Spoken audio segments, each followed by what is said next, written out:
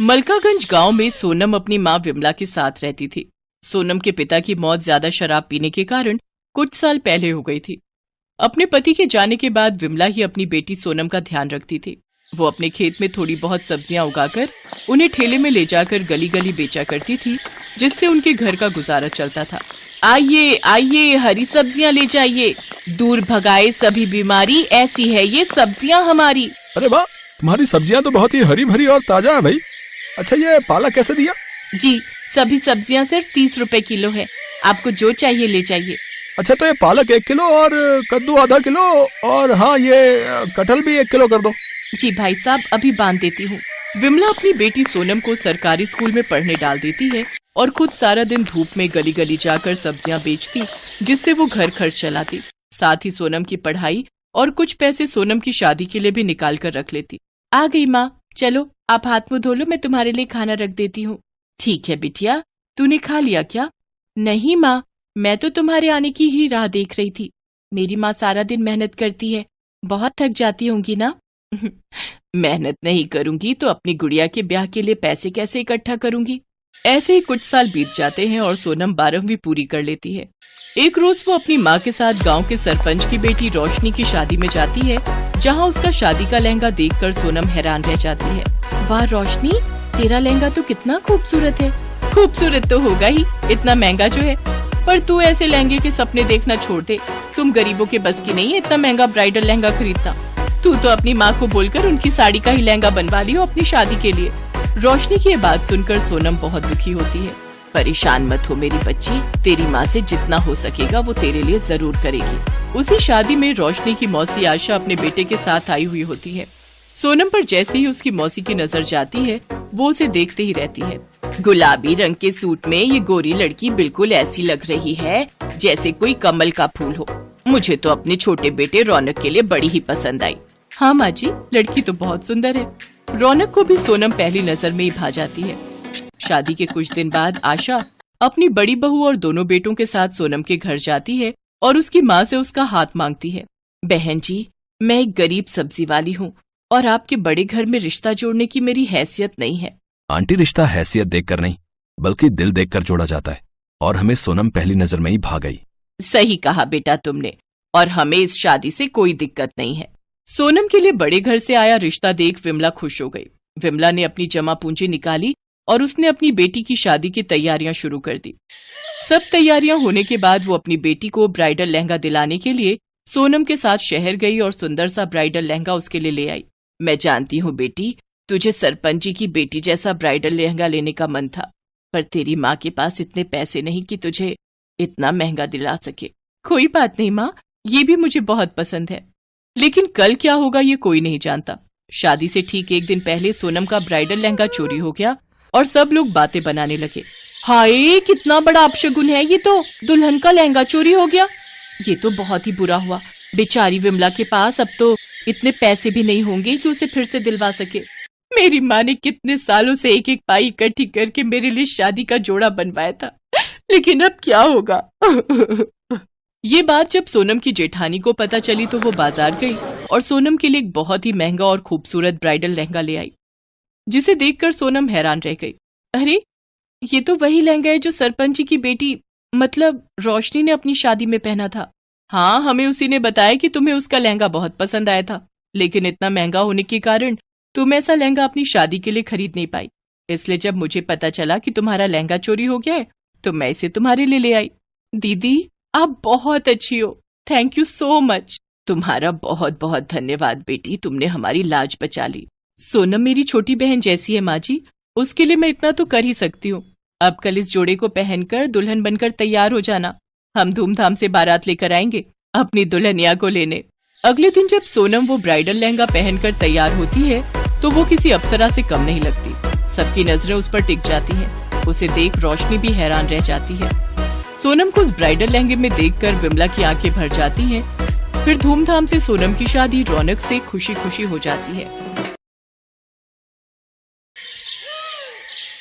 दिव्या और प्रफुल्ल की शादी को लगभग 1 महीना ही हुआ था। दिव्या के ससुराल में उसके पति के अलावा उसकी सास और एक ननद थी। जब से दिव्या ब्याह के आई थी, घर की सारी जिम्मेदारियां उसी के सर पर आ गई। घर में बेचारी इकलौती बहू सारा दिन सबकी फरमाइशें पूरी करते ही नहीं थकती। अरे दिव्या, मेरा टॉवल कहाँ है? जल्दी दो, मुझे नहाने जाना है। हाँ, ये लीजिए, सामने ही तो रखा था। बहू, अरे ओ बहू, अरे कहाँ रह गई? चाय आज ही मिल जाएगी या कल तक का इंतजार करूं? जी लाई, सारा दिन बस ये करो वो करो, ऐसा लगता है बहू ने कोई काम वाली लाए हैं जिससे बस सारा दिन काम करवाते रहो। सुबह से शाम तक बस उनकी फरमाइशें पूरी करते रहो। इससे लाख गुना खुश तो मैं अपने मायके में थी, जहाँ मैं बस ऑर्डर करती थी और मेरी माँ मेरी सारी फरमाइशें पूरी करती थी। मेरी ही गलती थी जो अपने पापा की बात मानकर इस घर में शादी के लिए तैयार हो गई, नहीं तो वो कनाडा वाला मनप्रीत आज मुझे रानी बनाकर रखता और विदेश में रहने को मिलता वो अलग। हाय मेरी किस्मत, यहीं आकर फंसना था मैंने। अरे चाय पिलाने का मन नहीं है क्या बहू? बहू लाई लाई मम्मी जी, ये लीजिए आपकी चाय। इसके बाद दिव्या किचन में जाकर खाना पैक करने लगती है। तभी उसकी ननद नैना किचन में आती है। भाभी, अगर मेरा लंच पैक हो गया हो तो दे दो, मुझे कॉलेज के लिए देर हो रही है। हाँ नैना, बस 2 मिनट, ये लो। नैना टिफिन लेकर वहां से चली जाती है। दिव्या सारा दिन अपने ससुराल वालों की खुशियों का ख्याल रखती, लेकिन अंदर ही अंदर कुढ़ती भी रहती। एक ये महारानी, पता नहीं कब इसकी शादी होगी और कब ये अपने ससुराल जाएगी। माँ ने कहा था बेटी बस कुछ दिन झेल ले, इसके बाद तो ब्याह कर चली जाएगी, लेकिन पता नहीं कब इसकी शादी होगी और कब ये यहाँ से जाएगी। ऐसे ही कुछ दिन बीत जाते हैं। अब नैना अपनी ग्रेजुएशन पूरी कर लेती है और उसके घर वाले उसकी शादी के लिए लड़का देखना शुरू कर देते हैं। एक रोज संडे वाले दिन नैना अपने चेहरे पर ब्लीच लगाकर बाहर आती है। तभी उसकी माँ कमला उससे कहती है, वाह मेरी रानी बिटिया, अपना कितना ध्यान रखती है, बस अपने चेहरे को ऐसे ही चमकाती रहे, फिर देख तेरी माँ तेरे लिए क्या राजकुमार ढूंढ कर लाएगी। राजकुमार? आगे चलकर इसने भी मेरी तरह काम वाली ही बनना है। वैसे आशा बहन ने अपनी नैना के लिए एक बढ़िया रिश्ता बताया है, परसों लड़के वाले इसे देखने आ रहे हैं। क्या सच में माँ? मेरी छोटी सी बहन कब इतनी बड़ी हो गई, पता ही नहीं चला। लड़के वाले? अरे वाह, ये तो बहुत अच्छी बात है, अब नैना की शादी हो जाएगी। चलो अच्छा है, कम से कम इससे जान तो छूटेगी और मेरा काम तो कम होगा। कुछ देर बाद नैना अपना चेहरा धोकर आती है तो उसके चेहरे पर लाल रंग के बड़े बड़े धब्बे उभर आते हैं। वो जोर से चिल्लाते हुए बाथरूम से बाहर आती है। ओ नो, ये मेरा चेहरा, ये मेरे चेहरे को क्या हो गया? सत्यानाश, परसों तुझे देखने लड़के वाले आ रहे हैं और तू है कि अपना पूरा चेहरा जलाकर बैठ गई। अरे लड़के वाले तुझे ऐसे देखेंगे तो झट से ना कर देंगे। ओ गॉड, अब क्या करें? आप टेंशन मत लीजिए, ये जरूर इसे ब्लीच से एलर्जी हुई होगी। मैं अभी इसके चेहरे पर मुल्तानी मिट्टी लगा देती हूँ, साथ ही बर्फ से सिकाई कर देती हूँ, कल तक ठीक हो जाएगा। इसके बाद दिव्या मुल्तानी मिट्टी का पैक बनाकर नैना के चेहरे पर लगा देती है। इसके बाद वो अपने कमरे में जाकर अपनी माँ को फोन करती है और कहती है, ओफो माँ, ये अच्छी बहू बनने का ड्रामा ना अब मुझसे और नहीं होता। और तुमने तो कहा था कि तेरी ननद शादी करके चली जाएगी तो फिर इस घर पर तेरा ही राज होगा, पर अब तो शादी को 4 महीने होने को आ गए, लेकिन ये तो अभी तक इसी घर में पड़ी है। और तो और अपना सारा मेकअप तक मैंने इसे देकर रखा है ताकि ये सुंदर दिखे और इसकी शादी हो। हाय मेरी नाजुक बच्ची को वहां जाकर कितना काम करना पड़ रहा है। तू चिंता मत कर, तेरी ननद की शादी हो जाएगी तो फिर तो तेरा ही तेरा राज है उस घर पर। अच्छा माँ, अब मैं फोन रखती हूँ और जरा देख कर आती हूँ उस महारानी का चेहरा ठीक हुआ भी या नहीं। दिव्या जाकर देखती है तो नैना का चेहरा पूरी तरह ठीक हो चुका होता है। थैंक यू भाभी, आपके हाथों में तो जादू है जादू। हाँ मेरी प्यारी ननद, अब तुम देखना मैं तुम्हें परसों कैसे तैयार करती हूँ। जब लड़के वाले आएंगे तो वो सब तुम्हें देखते ही रह जाएंगे। और आखिर वो दिन भी आ जाता है जिस दिन लड़के वाले नैना को देखने आते हैं। उस दिन दिव्या सुबह तड़के उठकर ही घर की साफ सफाई में लग जाती है। रामू, जल्दी से सभी पर्दे, बेडशीट और सोफा कवर, टेबल कवर बदल दो। और हाँ, इसके बाद सभी खिड़कियां दरवाजे अच्छे से साफ कर दीजिए और घर में एक भी जाला नहीं दिखना चाहिए। उसकी आवाज सुनकर सभी घर वाले भी उठ जाते। दिव्या, तुम इतनी सुबह सुबह क्यों उठ गई और ये कारखाने से रामू को क्यों बुला लिया? देखिए जी, आज मेरी इकलौती ननद को लड़के वाले देखने आ रहे हैं तो उनकी खातिरदारी में कोई कमी ना रह जाए, इसलिए रामू को भी अपनी हेल्प के लिए बुला लिया। और आज रामू किचन में भी मेरी मदद करेगा तो आज सारा दिन वो यहीं रहेगा। सचमुच बड़े ही भाग्यशाली हैं हम बहू, जो तुम इस घर में आई। सच में भाभी, भाभी हो तो आपके जैसी। अरे नैना, तुम क्यों इतनी जल्दी उठ गई?